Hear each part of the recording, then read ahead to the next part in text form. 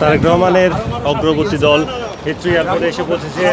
সেখানে আছে সাংবাদিক জুবাইর বাবু, তারেক রহমানের অত্যন্ত ঘনিষ্ঠ বলে পরিচিত কামাল হোসেন এবং আপনারা দেখতে পাচ্ছেন যে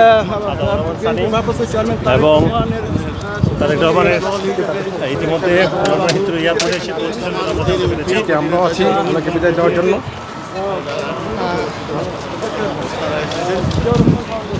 বিএনপি ভারপ্রাপ্ত চেয়ারম্যানের সফরসঙ্গী হিসাবে আছেন বোর্ডিং ক্লাস নেবেন এবং জিয়াউর রহমান ফাউন্ডেশনের এই অনুভূতিটা আসলে 17 বছর পরে এরকম একটা আনন্দের দিনের জন্য তো আমরা অপেক্ষা করছি। আচ্ছা, থ্যাংক ইউ।